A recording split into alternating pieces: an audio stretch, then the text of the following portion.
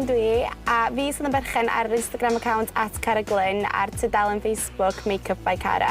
Wel, mae'n ddolig a mae'n amser adio chydig o'r glitter i'ch looks chi, felly mae'r look dwi wedi greu heddiw yma yn ideal ar gyfer wbath gennych chi wedi blanio dros y Nadolig.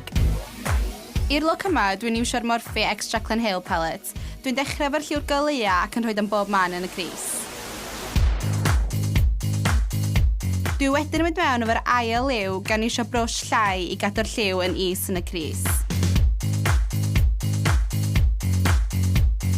Wedyn, y trydydd shed a cadw'r lliw yma hefyd yn isel. Nesa, dwi'n cytio'r cris efo concealer ac yn wingio fo allan.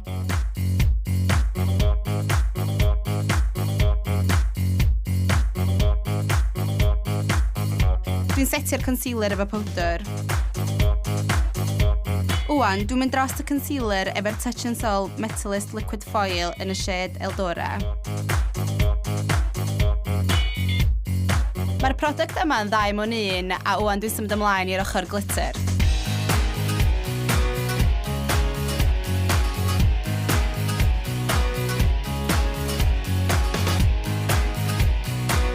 Y cam nesaf ydi eyeliner a dwi'n iwsio liquid liner gan Sigma. Yn fama, dwi'n iwsio'r glitter fel guide i'r weng.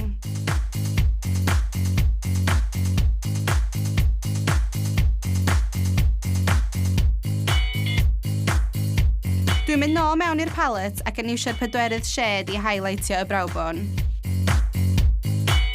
Wan, mascara telescopic gan L'Oreal a false eyelashes gan Huda Beauty yn y steil Samantha. I orffan y llgada, dwi'n highlightio'r inner corner efo'r un shade yn y siwsio ar y brawbon. Dwi wedi rhoi base yn barod, felly y cam nesaf ydi rhoi Urban Decay Naked Skin Concealer.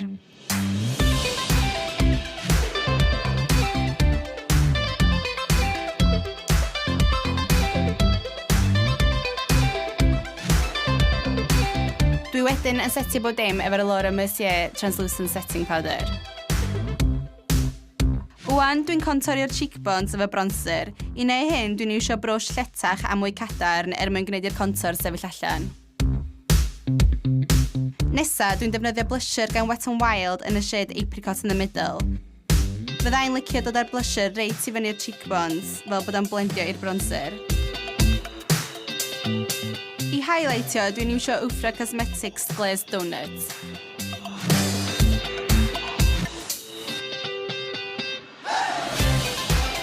Dwi wan yn symud ymlaen i'r lower lash line a'n defnyddio'r ail shade yn y palette. I orffan, dwi'n defnyddio liquid lipstick gan Jeffree Star yn y shade Unicorn Blood.